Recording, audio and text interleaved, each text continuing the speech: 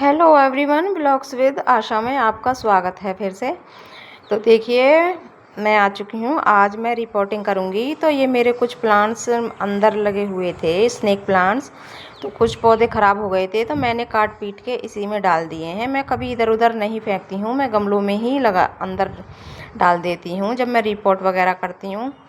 तो ये इस वाले गमले के जो ब्लैक सा गमला रखा है, इसके ये ख़राब हो गए थे, तो मैंने इसके इसी में लगा दिए हैं।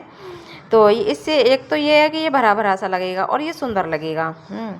तो बरसात का मौसम है, तो मैं ज़्यादातर बरसात में ही जितने भी मेरे इंडोर प्लांट्स हैं सभी को मैं बाहर रखती हूँ बरसात में, जिससे कि बारिश का पानी इन पर पड़ जाए। और बारिश का पानी सबसे बेस्ट होता है पौधों के लिए। और ये सब कहने वाली बात है कि मतलब पौधे इंडोर होते हैं पूरी तरीके से कोई भी प्लांट्स इंडोर नहीं होता है। उसे साल में 6 महीने में बाहर हमें ज़रूर रखना चाहिए, और ज़्यादातर बरसात के मौसम में तो ज़रूर ही रखें, इससे हमारे पौधे अच्छे बने रहते हैं। और देखिए, ये वाला पौधा तो ऐसा है, सभी को पता है, मतलब कम केयर मांगता है। और इसे इतना ज़्यादा पानी की ज़रूरत नहीं पड़ती, किसी फर्टिलाइज़र की ज़रूरत नहीं पड़ती, किसी कंपोस्ट की ज़रूरत इतनी ज़्यादा नहीं होती है। तो देखिए, मैं थोड़ी बहुत, तो ये इंडोर्स हैं, तो थोड़ी बहुत मैं हल्दी वगैरह डाल देती हूँ, जिससे इनमें कीड़े वगैरह ना पनपे, फंगस ना लगे। तो देखिए, मेरा गमला कितना सुंदर लग रहा है। तो आप लोग देख सकते हो। और इसी के साथ मैंने ये बाहर रख दिए थे गमले। तो एक का ही किया है आज, तो रिपोर्टिंग और दिन करूँगी तो मैं आपको ज़रूर दिखाऊंगी। और काफ़ी सारे मेरे जो प्लांट है वो ख़राब भी हो चुके हैं। तो मिट्टी वाला काम था वो मैंने पहले ही निपटा लिया है। तो अब सारा घर बिखरा हुआ पड़ा था, तो अब मैं उसे साफ़ कर रही हूँ।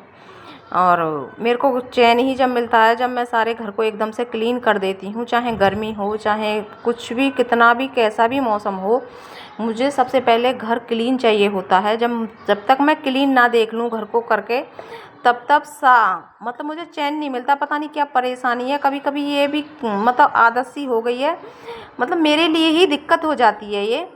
क्योंकि कभी कभी मेरी तबीयत भी ख़राब हो जाती है, तो मुझसे रहा नहीं जाता है। मतलब बीमारी से ज़्यादा मैं उससे परेशान हो जाती हूँ कि मेरा घर साफ़ नहीं हुआ है, मुझे सब साफ़ नहीं दिखाई दे रहा है। हैं, तो मेरे हस्बैंड बच्चे बोलते हैं पता नहीं 1-2 दिन भी इनसे आराम नहीं होता है। तो अब मुझे भी लगता है कि मेरे लिए भी थोड़ी सी दिक्कत हो जाती है ये। तो अगर मन में अंदर से आए ना, तो हाथ, तबीयत ख़राब हो या कुछ भी हो, फिर भी मतलब हाथ पैर चली जाते हैं। और मेरी कितनी भी तबीयत ख़राब हो, मैं थोड़ी बहुत दवा लेकर, थोड़ा बहुत आराम करके मैं तुरंत ही लग जाती हूँ। और जिससे मुझे डांट भी पड़ जाती है कभी कभार, तो उस डांट को तो झेल लेती हूँ, पर भैया मैं गंदे घर को नहीं झेल सकती। बस मेरी यही कमज़ोरी है एक। तो देख सकते हैं आप। और भाई, मैं ऐसा कुछ बाहर कहीं ऐसा मेरा कोई ऐसा ज़्यादा काम नहीं होता, मेरा घर का ही काम है। और मेरा मानना ये है, हम कोई भी काम करें, घर के करें या बाहर का, हम कोई जॉब वगैरह या पढ़ाई, मतलब कुछ भी कर रहे हैं, अपने काम को सबसे बेस्ट दीजिए अपना। है तो मतलब मैं अपने दिमाग को और अपने मतलब दिल से सारे काम करती हूँ अपने घर के। मेरे पे ऐसा कोई दबाव नहीं है जी मैं रोज़ ही करूँ, हैं, और मतलब दिल से करती हूँ, मुझे बड़ा अच्छा भी लगता है। और कोई कोई बहुत सारी लेडीज़ें कहती हैं कि मतलब रोज़ रोज़ क्या ही करना, तो मेरा तो रोज़ ही होता है। और मुझे मतलब अच्छा भी लगता है। जब तक घर हमारा क्लीन नहीं हो तो अच्छा नहीं लगेगा फिर हमें, और हम रहते जब हम हैं इस घर में, तो फिर क्लीन करने कौन आएगा। तो मेरा यही है। और बरसात का मौसम है, ज़्यादातर पूरे सीज़न में बरसात सबसे ज़्यादा साफ़ सफाई मांगती है। हर जगह साफ़ करनी पड़ती है, हर जगह सूखी रखनी पड़ती है। तो आप लोग देख सकते हो।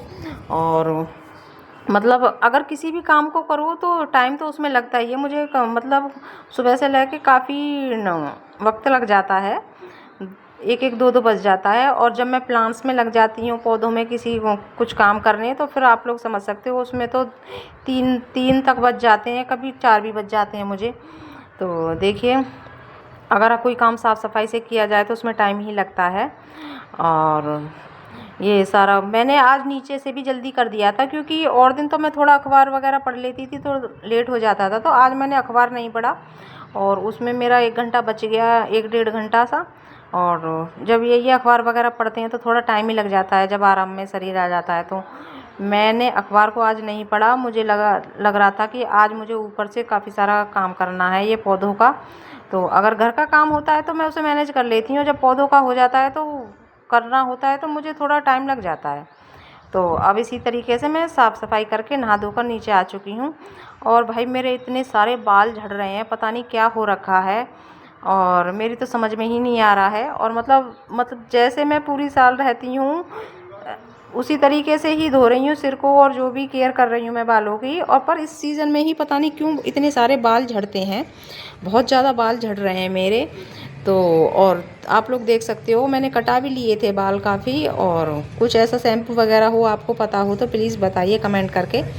और मैं वैसे छोटे ही बाल रखती हूँ, ज़्यादा बड़े रखती नहीं हूँ। और ये भी इतने सारे झड़ रहे हैं बहुत ज़्यादा, और पता नहीं। और मेरी तो एक बात समझ में नहीं आती कि ये बालों का होता क्या है। ये बाल वाले घूमते हैं कि 1,000 रुपये किलो, भैया पहले 1,000 रुपये किलो थे, फिर 2,000 हो गए, फिर 3 हो गए, अब 4 हो गए। 4 की आवाज़ लगा रहा था मैंने, भैया इन बालों का करते क्या हो, तो उसने ऐसा कोई ठोस जवाब दिया नहीं। तो प्लीज़ आपको पता हो तो कमेंट करके मुझे बताइए इन बालों का क्या होता है क्या नहीं होता है। और इन बालों पर ही पता नहीं ऐसा क्या हो रहा है भैया, जो ये इतने महंगे बिक रहे हैं और पता नहीं क्या बनता है इनका, तो मुझे उसने बताया नहीं।